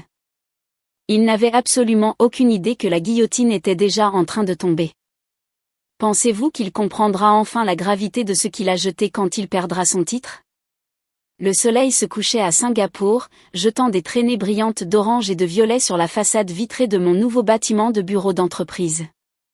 J'étais assise à mon bureau temporaire, examinant les dossiers préliminaires de mon nouveau rôle de directrice principale, mais mon écran principal était réservé à une fenêtre de chat crypté privé. Je communiquais avec Marc, un ancien collègue et ami de confiance qui travaillait au service de conformité informatique du cabinet de relations publiques de Bastien. Je lui avais donné un subtil avertissement avant mon départ, lui disant de garder un œil sur l'étage des cadres aujourd'hui. Les messages de Marc ont commencé à arriver, peignant une image si vivante que j'avais l'impression d'être dans la pièce avec eux. Solène, c'est un bain de sang ici, a tapé Marc, le texte apparaissant rapidement sur mon écran. Bastien est arrivé vers 9h30. Il avait l'air absolument horrible, en sueur, complètement distrait. Il a même crié sur la réceptionniste parce que sa carte d'accès était désactivée au tourniquet principal. Je me suis penchée en avant, posant mon menton sur ma main. La désactivation de la carte d'accès de Bastien était un protocole standard pour un licenciement de haut niveau impliquant une suspicion de fraude. Le service des ressources humaines agissait rapidement lorsque des millions d'euros étaient potentiellement en jeu. La sécurité a dû le laisser passer manuellement, a poursuivi Marc, mais il n'est même pas arrivé à son bureau d'angle. Alistair, le vice-président senior des ressources humaines, et 2 costauds de la sécurité d'entreprise l'ont intercepté en plein milieu de l'étage principal devant tout le monde. J'ai fermé les yeux un instant, savourant l'image. Bastien était un homme qui vivait entièrement pour la perception publique. Son image était sa religion. Être intercepté par la sécurité au centre du bureau ouvert avec 50 jeunes collaborateurs qui regardent serait un coup de grâce psychologique. Alistair l'a escorté directement à la salle de conférence vitrée, a tapé Marc. J'ai dû consulter des journaux de serveurs, alors je suis passé. Les stores étaient ouverts. Alistair a posé un énorme classeur physique sur la table. Il devait faire 400 pages d'épaisseur. Bastien est devenu complètement pâle. Je n'ai jamais vu un être humain perdre la couleur de son visage aussi vite. C'était mon dossier, 100 pages de relevés bancaires, de virements, de déclarations de SARL, de rapports d'inventaire manquants et de messages textoro datés. C'était une feuille de route médico-légale impeccable et irréfutable de l'escroquerie systématique de Bastien. Selon les mises à jour de Marc, la réunion a duré moins de 20 minutes. Bastien a essayé de jouer ses cartes habituelles. Il a essayé de prétendre que le transfert à la SARL de Daphné était un honoraire de conseil légitime pour le marketing d'influence. Il a essayé de prétendre que les fonds de relations publiques manquants n'étaient qu'une erreur comptable. Mais Alistair n'a pas discuté. Il a juste ouvert le classeur et a fait glisser la photographie haute résolution sur la table. L'image de Daphné portant l'exact collier de diamants et saphirs vintage que Bastien avait déclaré perdu en transit à la compagnie d'assurance. Bastien s'est complètement effondré, a écrit Marc. Il a commencé à pleurer. De vraies larmes physiques. Il a essayé de vous blâmer. Il a dit que sa femme était folle et essayait de le piéger, mais Alistair a juste secoué la tête. Il a remis à Bastien une lettre de licenciement avec effet immédiat. Dépouillé de toutes ses actions d'entreprise non acquises, dépouillé de son indemnité de départ et banni des lieux. Mais Alistair n'en avait pas fini. Le cabinet ne le licenciait pas seulement. Il déposait des accusations pénales formelles pour vol qualifié et fraude à l'assurance. La police était déjà en route vers le bâtiment. Ils l'ont fait emballer son bureau dans une seule boîte en carton. Mark a rapporté la finalité de ces mots résonnant clairement. Les 2 gardes de sécurité l'ont conduit à travers le hall principal. Il tremblait tellement qu'il a laissé tomber la boîte. Ces stupides stylos personnalisés se sont répandus partout. Personne ne l'a aidé à les ramasser. Tout le monde regardait. Il est complètement fini dans cette industrie, Solène. Personne ne l'embauchera plus jamais. J'ai lu le dernier message et j'ai lentement expiré. Je n'ai pas ressenti une poussée soudaine de joie vindicative. Je n'ai pas applaudi ni ri. Ce que j'ai ressenti, c'est la conclusion profonde, tranquille et immensément satisfaisante d'un conte équilibré. Bastien avait utilisé ma stabilité pour masquer son incompétence. Il avait utilisé mes revenus pour financer sa trahison. Il avait volé à sa propre entreprise pour acheter l'affection d'une femme qui n'aimait que ce qu'il pouvait lui acheter. Je ne l'avais pas détruit. J'avais simplement allumé les lumières et forcé le monde à regarder la destruction qu'il s'était causée. Mon téléphone a vibré sur le bureau. C'était un appel entrant d'un numéro inconnu de Lyon. Je l'ai laissé passer à la messagerie vocale. 2 minutes plus tard, le fichier audio est apparu. C'était Bastien. Il appelait d'un téléphone jetable ou d'un téléphone public. Solène, s'il te plaît. Sa voix était complètement méconnaissable, dépouillée de tout son vernis arrogant habituel. Il sanglotait, haletant. S'il te plaît, tu dois appeler Alistair. Tu dois leur dire que tu as fait une erreur. Il porte plainte, Solène. Je vais aller en prison. Je n'ai absolument rien. Daphné ne répond même plus à mes appels maintenant que l'argent a disparu. S'il te plaît, je te supplie. Je suis ton mari. Tu as promis de m'aimer. Tu ne peux pas me laisser mourir comme ça. Je me suis assise dans le calme et la perfection climatisée de mon bureau de Singapour, écoutant le son désespéré et pathétique d'un homme se noyant dans une tempête qu'il avait passé des années à créer. Tu as promis de m'aimer. L'audace pure de cette déclaration était presque poétique. Il a brisé tous les vœux, brisé toutes les promesses et couché avec ma propre sœur dans mon propre lit. Mais au moment où les conséquences sont arrivées, il a exigé que j'honore un contrat qu'il avait déjà déchiré en morceaux. J'ai supprimé le message vocal. J'ai bloqué le numéro. Bastien n'était plus mon mari. Il n'était qu'un dossier que j'avais réussi à classer. Mais le château de cartes n'était pas encore complètement rasé. Daphné était toujours là, entièrement convaincue d'être la victime de ma cruauté injustifiée. Elle avait toujours sa fausse personne internet, ses parents adorateurs et son sens délirant de supériorité. Il était temps de lui enlever cela aussi. Jusqu'où irait un narcissique pour protéger son image lorsque la vérité est déjà révélée? Le week-end, la panique à Lyon avait muté en un instinct de survie désespéré et toxique. Daphné était acculée. Elle n'avait plus de maison, plus de financement secret de mon mari, et son énorme dette de carte de crédit menaçait comme un raz de marée. Mais Daphné avait une arme restante, son récit. Elle avait bâti un public modéré d'environ 50 000 personnes sur ses plateformes de médias sociaux en projetant l'image de l'entrepreneur parfaite, en difficulté mais prospère. Et maintenant, elle a décidé d'utiliser ce public contre moi. J'étais assise dans un café haut de gamme du quartier financier de Singapour, sirotant un matcha latte parfaitement préparé, lorsque mon cousin Loïc m'a envoyé un message texte frénétique. Tu ferais mieux de te connecter à Instagram tout de suite. Daphné fait un direct. Elle est en train de détruire ton nom. J'ai ouvert un compte anonyme que j'utilisais pour la recherche d'entreprise et j'ai navigué vers la page de Daphné. Effectivement, le petit cercle violet autour de sa photo de profil pulsait avec le mot « en direct ». J'ai tapé dessus, rejoignant instantanément le flux aux côtés de près de 8000 autres spectateurs. Daphné était assise sur le sol de ce qui ressemblait à la petite chambre d'amis de mes parents. Elle avait l'air terrible, mais c'était un terrible calculé. Son maquillage était légèrement maculé. Ses cheveux étaient en désordre, et elle portait un pull trop grand et délavé pour avoir l'air petite et vulnérable. Elle pleurait doucement, tamponnant ses yeux avec un mouchoir en papier alors qu'elle parlait directement à la caméra. Je ne voulais pas mettre ça en ligne, les amis. Daphné renifla, sa voix tremblant d'une émotion feinte. Mais ma sœur Solène a complètement perdu la tête. Elle a abandonné son mari. Elle a volé le financement de mon entreprise et elle m'a illégalement expulsée de la maison que j'aidais à entretenir.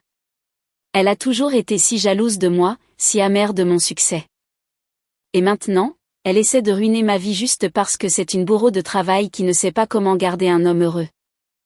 Les commentaires s'envolaient à l'écran dans un tourbillon d'émojis de soutien et de messages de colère dirigés contre moi.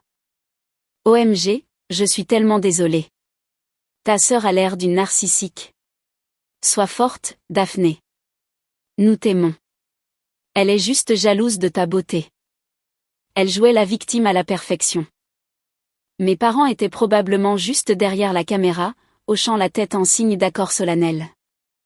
Daphné réussissait à faire tourner le récit, me peignant comme une méchante riche et froide qui avait abandonné sa famille pour la cupidité d'entreprise. Mais Daphné avait commis une erreur fatale. Elle avait oublié Ingrid.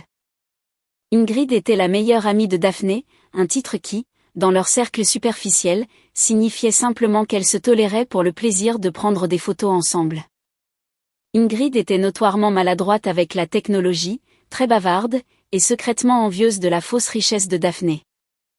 3 jours plus tôt, avant que je ne prenne mon vol, j'avais anonymement envoyé un dossier crypté très compressé à l'adresse personnelle d'Ingrid, intitulé « Projet secret de Daphné ».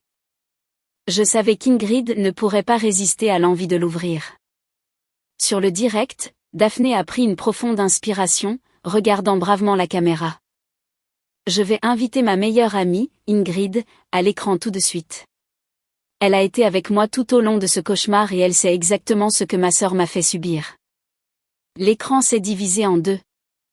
Le visage d'Ingrid est apparu en bas, mais Ingrid n'avait pas l'air solidaire.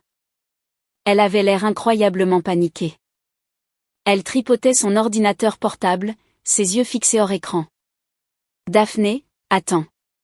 Mon ordinateur fait des siennes, a bégayé Ingrid, sa voix résonnant étrangement. J'ai ouvert ce fichier que tu étais censé m'avoir envoyé à propos de ton contrat de marque et ça fait quelque chose de fou. Quel fichier ? A demandé Daphné, ses faux pleurs s'arrêtant brusquement, un air de confusion véritable traversant son visage. Ingrid a appuyé sur un bouton de son clavier. Dans son incompétence technologique absolue, au lieu de fermer le fichier, elle a accidentellement appuyé sur la fonction de partage d'écran du logiciel de diffusion qu'elles utilisaient. Soudain, le visage d'Ingrid disparut.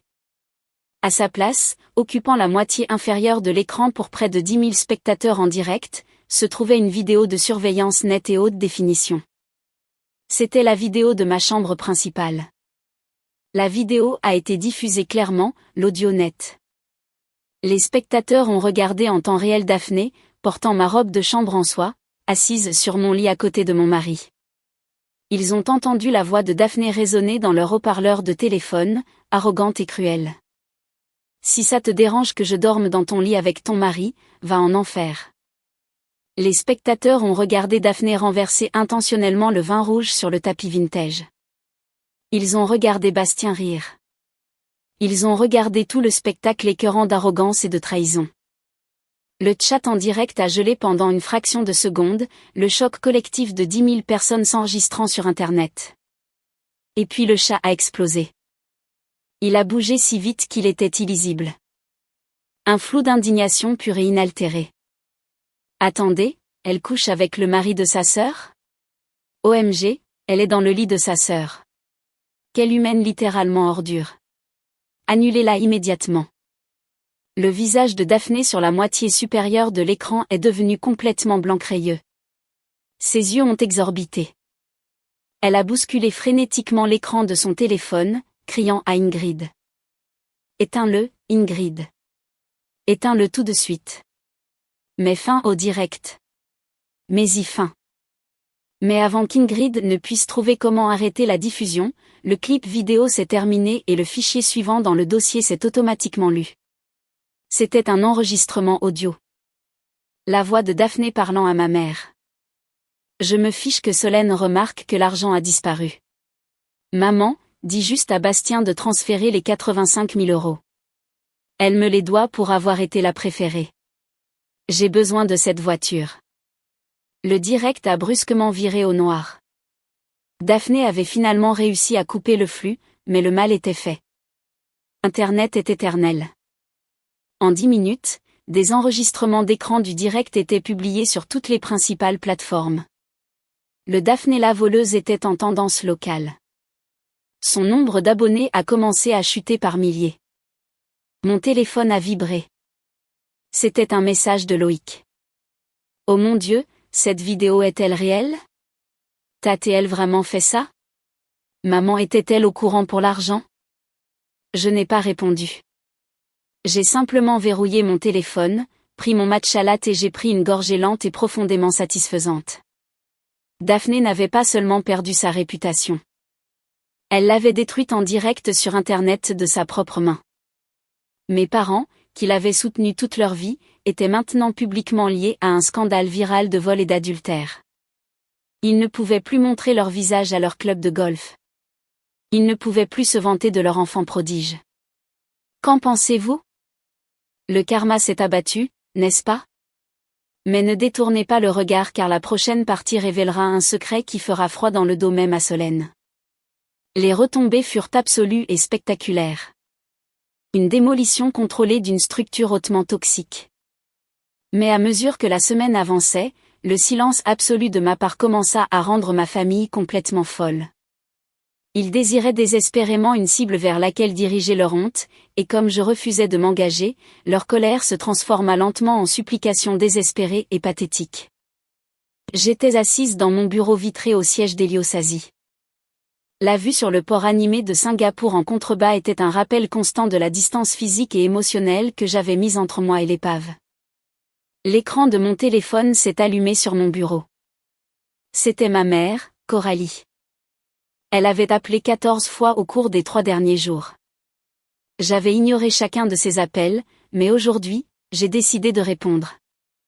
Je devais couper le cordon fermement et définitivement. J'ai pris le téléphone et j'ai accepté l'appel. Je n'ai pas dit bonjour. Solène. Oh mon Dieu, Solène, s'il te plaît ne raccroche pas. La voix de ma mère se précipita à travers le haut-parleur, haletante et frénétique. Elle semblait avoir 10 ans de plus. Tu dois nous aider. Les voisins ne nous regardent même plus. Les gens laissent des notes désagréables dans notre boîte aux lettres. Daphné n'a pas arrêté de pleurer pendant 3 jours. Elle a perdu tous ses sponsors. Elle est complètement ruinée. Je me suis appuyée sur ma chaise ergonomique, fixant un œil vide une matrice de données complexe sur mon écran. Les actions ont des conséquences, maman. C'est une leçon que tu l'as activement empêchée d'apprendre pendant 25 ans. Tu es allé trop loin, s'écria Coralie, le désespoir cédant momentanément à sa manipulation classique. C'est ta sœur. Bastien est ton mari. Tu ne détruis pas ta famille pour une erreur. Une erreur, c'est oublier de payer une facture d'eau, répondis-je, ma voix aussi froide et plate qu'un lac gelé. Dormir dans mon lit avec mon mari pendant des mois, m'humilier intentionnellement en public et conspirer avec toi pour voler 85 000 euros de mes économies est une agression calculée, pas une erreur. Nous pouvons te rembourser, a-t-elle sangloté, s'effondrant complètement.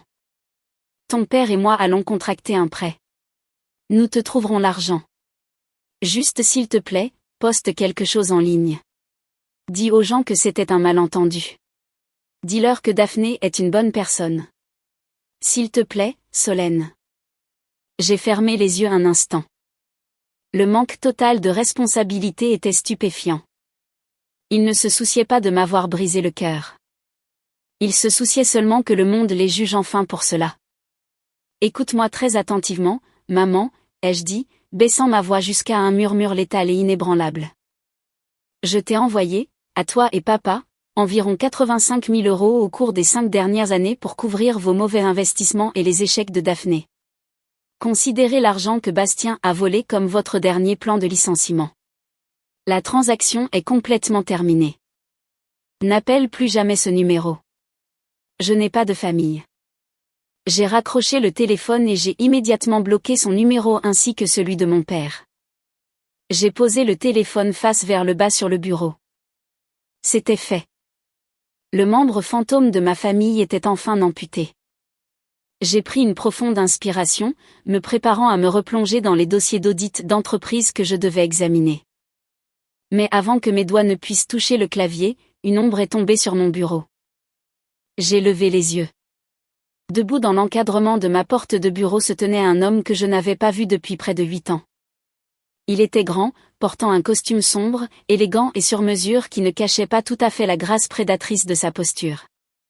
Ses cheveux étaient légèrement plus longs que dans mes souvenirs, ses yeux vifs et analytiques, scannant mon bureau en une fraction de seconde avant de se fixer sur moi. Tu as géré le drame familial avec une précision chirurgicale impressionnante, Solène, a dit l'homme, sa voix basse, un baryton doux qui m'a fait frissonner involontairement. Mais tu as manqué un cheval de Troie caché dans ton propre réseau domestique. J'ai fait des pignes sur ton pare-feu pendant 3 semaines pour attirer ton attention.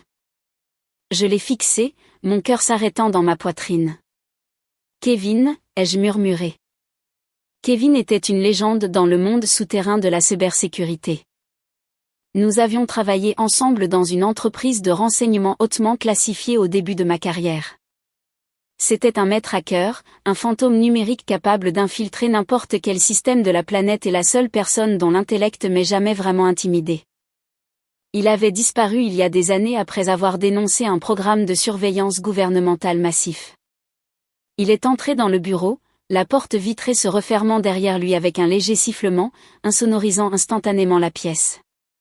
Il s'est approché de mon bureau et a déposé un lourd disque dur externe noir crypté sur la surface vitrée. Tu n'as pas vraiment cru que les dirigeants d'Helios t'avaient transféré à Singapour, promue directrice principale et t'avaient donné un pantouse de luxe juste parce que tu es doué pour trouver des fonds budgétaires manquants, n'est-ce pas? A demandé Kevin, un sourire sombre et sans humour effleurant ses lèvres. J'ai regardé le disque dur, puis son visage. La réalité de la situation a commencé à se mettre en place, froide et terrifiante. L'adresse IP masquée accédant à mon réseau. C'était lui. Il a hoché la tête une fois. J'essayais de te prévenir. Ton mari volait des centimes. Mais les gens pour qui tu travailles en ce moment, ils volent des données à l'échelle mondiale. Ils t'ont spécifiquement recruté à Singapour parce que ta signature médico-légale est la seule assez propre pour couvrir leurs traces. Le drame mesquin et toxique de ma famille a instantanément perdu de son importance. La trahison d'un mari et d'une sœur était douloureuse. Oui, mais devant moi se trouvait une révélation qui menaçait de dénouer une conspiration d'entreprise internationale. Je n'étais plus seulement une femme échappant à un mauvais mariage. J'étais un pion se déplaçant sur un échiquier dont je ne connaissais même pas l'existence. Pourquoi venir à moi, ai-je demandé, mes instincts professionnels prenant immédiatement le dessus, ma voix stable malgré l'adrénaline qui montait en flèche.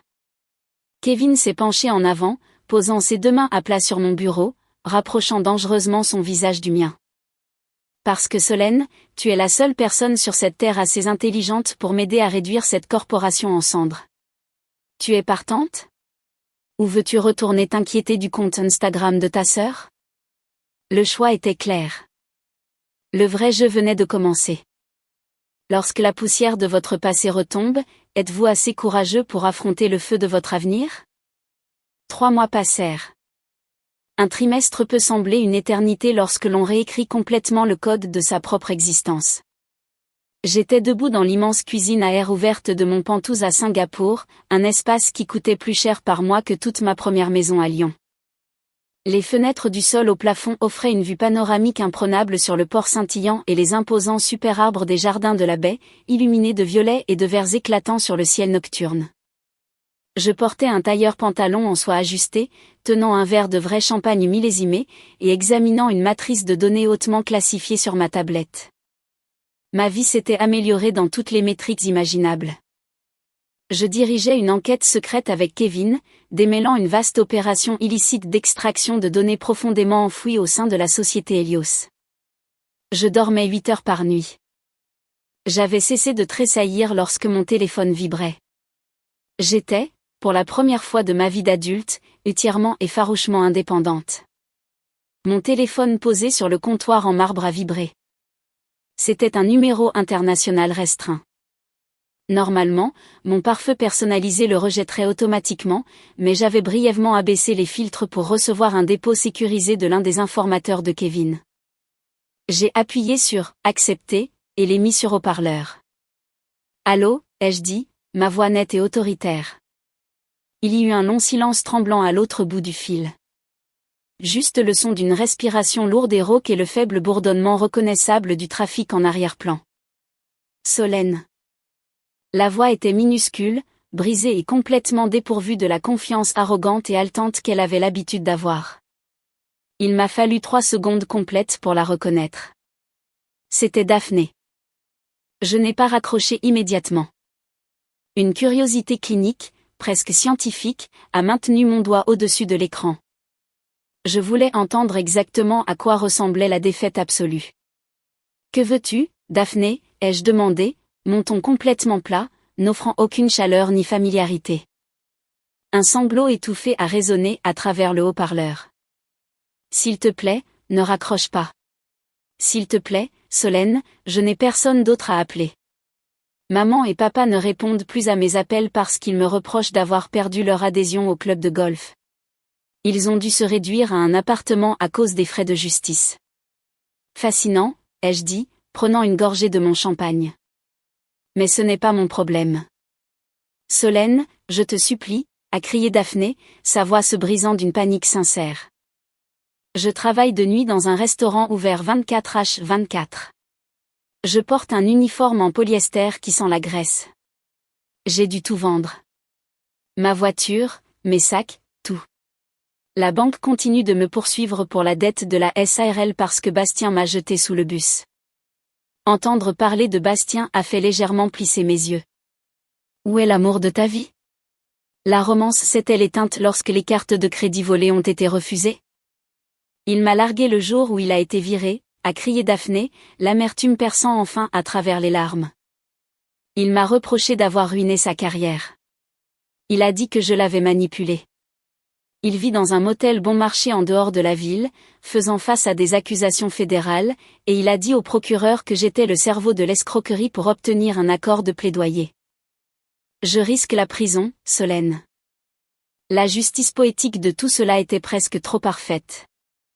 2 parasites se retournant l'un contre l'autre dès que l'autre était retiré. Bastien était un lâche jusqu'au bout. Jeter au loup la femme pour laquelle il avait ruiné son mariage juste pour sauver sa propre peau. Et Daphné, l'enfant prodige qui se croyait intouchable, découvrait enfin que le monde réel ne se souciait pas de votre esthétique Instagram lorsque vous commettez une fraude fédérale. Je suis tellement désolée, Solène, a sangloté Daphné, un son désespéré et pathétique. J'étais horrible. J'étais tellement jalouse de toi. Tu avais une carrière. Tu avais du respect. Tu avais de l'argent. Et je voulais juste me sentir importante. S'il te plaît, tu connais les meilleurs avocats. Tu as l'argent. S'il te plaît, reviens et aide-moi. Je ferai n'importe quoi. Je serai ta servante. S'il te plaît, sauve-moi. Je me suis approchée de la fenêtre, regardant les lumières brillantes et pulsantes de la ville. Des millions de personnes, des millions de vies, tout allant de l'avant. J'ai pensé au vin rouge qui s'imprégnait dans mon tapis. J'ai pensé aux années de manipulation émotionnelle, à la gaslighting, à ce sentiment constant et suffocant de ne jamais être assez, à moins de payer la facture. Daphné, ai-je dit, ma voix baissant à un calme bas et absolu qui commandait un silence complet à l'autre bout du fil. Tu ne m'as pas appelé parce que tu es désolé de ce que tu m'as fait. Tu m'as appelé parce que tu es désolé de subir les conséquences. Tu veux une sauveuse, pas une sœur. Non, Solène, je jure, je ne vais dire ceci qu'une seule fois, les jeux interrompus, mon ton tranchant ses protestations comme un scalpel chirurgical. Tu as fait tes choix. Tu as bu mon vin. Tu as dormi dans mon lit et tu m'as fièrement dit d'aller en enfer. Alors j'y suis allée et j'ai bâti un empire pendant que tu bâtissais une prison. Je n'éprouve aucune pitié pour toi. Je n'éprouve aucune colère envers toi. Je n'éprouve absolument rien pour toi. Solène, s'il te plaît. Tu es ma sœur, a-t-elle crié, un dernier et désespéré effort pour un lien qu'elle avait entièrement détruit. Je n'ai pas de sœur, ai-je dit. J'ai appuyé sur le bouton rouge, fin d'appel. J'ai immédiatement accédé à mes paramètres réseau et bloqué de façon permanente tout l'indicatif régional. Le silence qui a rempli le Penthouse n'était ni lourd ni triste. Il était immaculé. C'était le silence d'une maison qui avait enfin été complètement nettoyée de la poussière et des débris.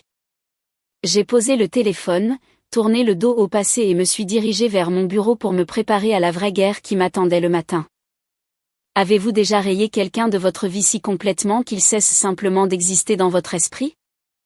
L'aube à Singapour se leva sur l'horizon comme une vitre brisée d'or brillant, baignant le ciel de teintes vibrantes de magenta et d'ambre. Je me tenais sur le vaste balcon de mon Penthouse, une tasse fumante de café noir dans ma main, observant la ville en contrebasse éveillée et commencer son pouls rythmique incessant. L'air était déjà épais d'humidité, mais il me semblait remarquablement propre dans mes poumons. Pour la première fois en mes 32 ans d'existence, mon esprit était entièrement à moi. Il n'y avait plus de messages textes frénétiques réclamant des fonds d'urgence pour des crises fabriquées. Il n'y avait plus de commentaires passifs-agressifs sur mon dévouement à ma carrière.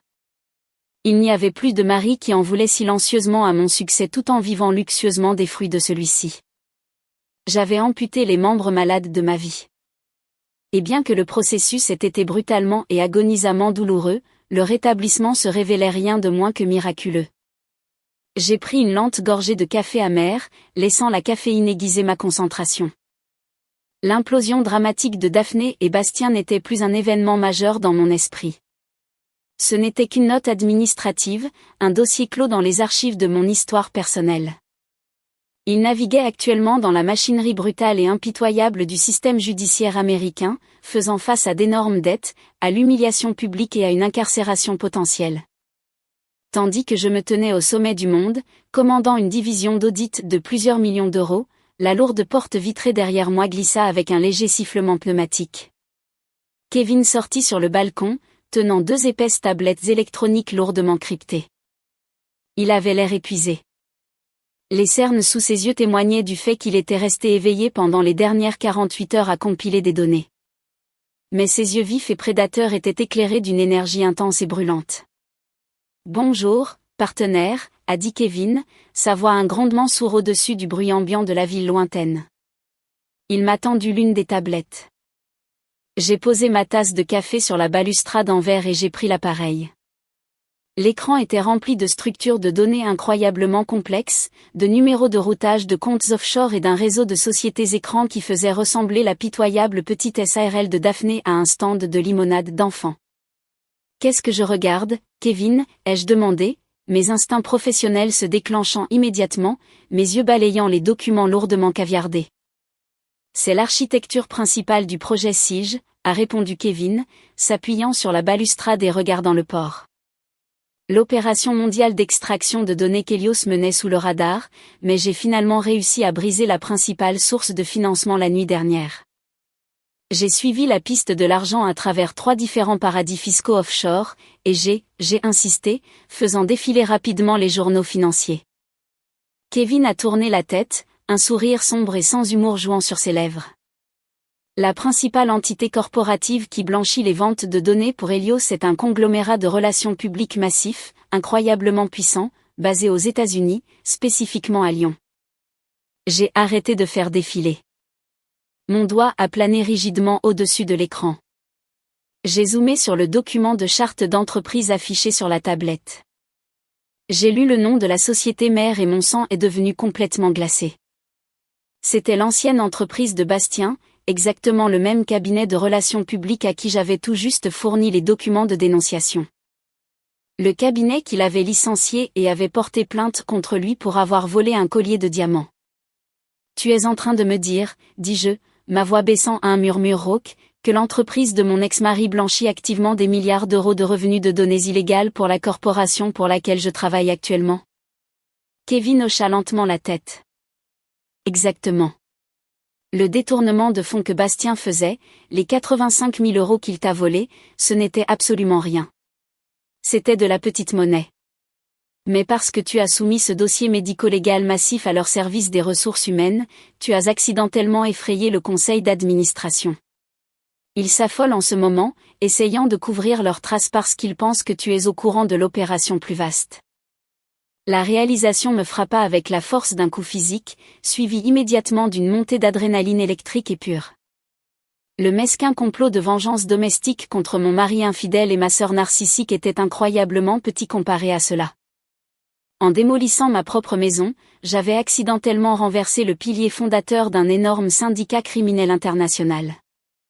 Ils pensaient que j'étais juste une ex-femme amère en quête de vengeance. Ils ne réalisaient pas qu'ils venaient d'inviter une auditrice experte au cœur même de leur coffre-fort. Ils m'ont envoyé à Singapour pour me tenir occupée, pour utiliser ma réputation irréprochable comme bouclier, ai-je murmuré, fixant les données. Et maintenant, a dit Kevin, s'approchant, sa présence imposante et intense. Nous allons utiliser ta position pour les démanteler systématiquement de l'intérieur. Ils t'ont sous-estimé, Solène, tout comme ta famille. Montrons-leur exactement ce qui arrive quand on se met en travers d'une femme qui sait lire les chiffres. J'ai regardé le soleil brillant se lever, se reflétant sur le port de Singapour. La peur avait complètement disparu. L'hésitation avait disparu. J'étais Solène. J'étais enquêtrice en fraude d'entreprise. Et je venais de trouver la plus grande et la plus dangereuse affaire de toute ma vie. J'ai éteint l'écran de la tablette et j'ai regardé Kevin droit dans les yeux. Un sourire lent et incroyablement dangereux s'est dessiné sur mon visage. Brûlons-les jusqu'aux fondations, ai-je dit. Le jeu n'était plus une question de vengeance. C'était une question de pouvoir absolu et inaltéré. Et je détenais toutes les cartes gagnantes. Parfois, la punition la plus cruelle n'est pas de détruire quelqu'un de vos propres mains, mais de le laisser se détruire lui-même par sa cupidité et sa stupidité. J'ai résolument abandonné ma propre chair et mon propre sang pour une liberté absolue et j'ai regardé de loin comment ils se noyaient dans l'horrible gâchis qu'ils avaient eux-mêmes créé. Qu'en pensez-vous ? Ma décision de tourner le dos et de couper complètement les ponts était-elle cruelle, ou était-ce un prix parfaitement mérité pour une loyauté si effrontément trahie ?